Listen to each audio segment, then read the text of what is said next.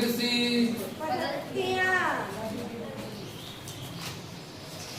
पद्धतियां। कृषि की पहली पद्धति है मिट्टी तैयार करना, और मिट्टी को उलट पुलट कर तैयार करने की जो प्रक्रिया है उसी को बोलते हैं जुताई। क्या बोलते हैं? जुताई। तो कृषि की पहली पद्धति है जुताई। क्या है? अब हमने मिट्टी तैयार कर ली है, खेत को समतल कर दिया है, तो अब क्या करेंगे बच्चों? अब वहाँ पर हम बीज बोएंगे। क्या करेंगे? बीज बोएंगे। तो दूसरा चरण बुआई। क्या नाम है? बुआई। जुताई के बाद बुआई। अब हमने फसल को बो दिया है, नेक्स्ट क्या करेंगे? फसल को बोने के बाद में पादप बड़े हो पाए, उनको पूरे पोषक तत्व मिल पाए जमीन से, उसके लिए हम उसमें खाद देंगे। क्या देंगे बच्चों? खाद एक तो जैविक होती है जो हमारे घरों पर होती है, पशुओं से प्राप्त होती है या फिर स्टडी के, और दूसरी खाद होती है रासायनिक खाद, जिसको हम बोलते हैं उर्वरक, जो हमें फैक्ट्रियों या फिर सोसाइटी या फिर मार्केट से मिलती है। समझ रहे हो? तो इसको बोलते हैं खाद एवं उर्वरक। ये क्या होती है?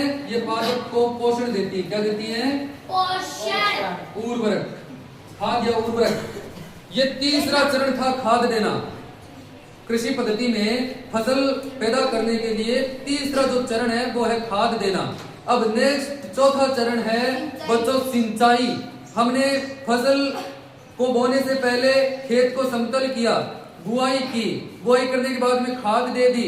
अब खाद दे दी, अब पौधे हैं प्यासे। क्या हैं?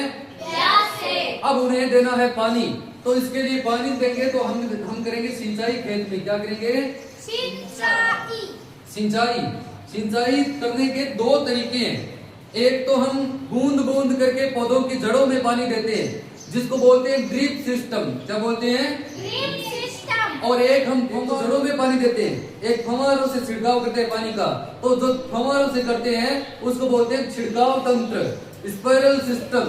क्या बोलते हैं? छिड़काव तंत्र। और नीचे जो बूंद बूंद करके पानी देते हैं जड़ों में, उसको बोलते हैं ड्रिप सिस्टम। क्या बोलते हैं? Drip system. तो सिंचाई करने के खेतों में दो तरीके हैं। एक तो है ड्रिप सिस्टम। क्या नाम है? ड्रिप सिस्टम, जिसको बूंद कर पानी देना। बूंद बूंद पानी, बूंद बूंद पानी।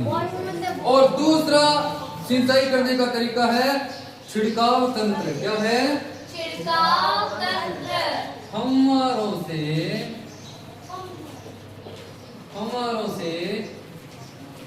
सिंचाई करना। छिड़काव करना। अब सुनिए, सिंचाई कर दी, सबसे पहले जुताई, फिर बुआई, बुआई के बाद खाद या उर्वरक देना, खाद या उर्वरक देने के बाद में हमने की सिंचाई। अब बच्चों हमने पौधों को पानी दे दिया है, तो पौधे तो बड़े होंगे, लेकिन पौधों के साथ में कुछ दूसरे पौधे भी बड़े होंगे। और फसल में जैसे कि हमने बाजरे की फसल बोई है, तो यदि उस बाजरे की फसल में बाजरे के पौधों के अलावा कोई दूसरा पौधा पनप गया है, तो उस पौधे को हम कहेंगे खरपतवार। क्या कहेंगे? किसी फसल में सारे के सारे अवांछित पौधे जो हमारी इच्छा के अनुसार नहीं उगे, जबरदस्ती उग गए फसल के साथ, उनको बोलते हैं खरपतवार। क्या बोलते हैं? खरपतवार। तो पानी से हमारी फसल भी बड़ी होगी और फसल के साथ कुछ खराब पौधे भी बड़े होंगे, तो उनको खरपतवार बोलते हैं। तो सिंचाई के बाद में दूसरा चरण, अगला चरण, पांचवा चरण, इस फसल पद्धति का पांचवा चरण है खरपतवार हटाना। क्या है? खरपतवार हटाना। और बच्चों खरपतवार हटाने की प्रक्रिया को निराई कहते हैं। क्या कहते हैं? निराई कहते हैं। तो लिखिए, कृषि की पांचवी पद्धति निराई। कृषि की पांचवी पद्धति निराई। क्या नाम है? खरपतवार हटाने की प्रक्रिया को निराई कहते हैं। और हमने अब खरपतवार हटा दिया, अब पौधे अपने बढ़ रहे हैं। अब अगला चरण क्या होगा? कृषि की छठी पद्धति, फसल पक चुकी है, अब क्या करना है? फसल को काटना है। यानी कि कृषि की अगली छठी पद्धति है कटाई। क्या नाम है? कटाई। देखिए कटाई, अब बच्चों फसल को काट लिया है, अब उसको काट के थ्रेशर से निकाल के अगला चरण है बोरियां भरो। क्या करो? भंडारण।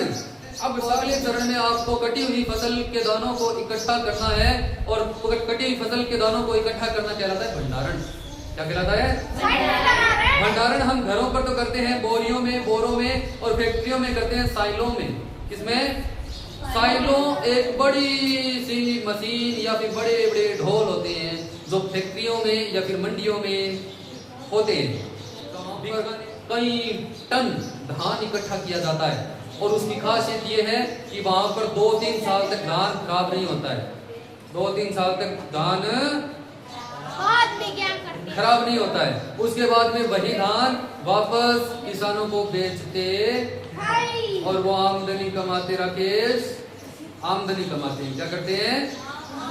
आमदनी कमाते हैं। तो भंडारण करने के बाद में हम करते हैं विपणन। क्या करते हैं? विपणन का मतलब होता है बेचना। क्या होता है?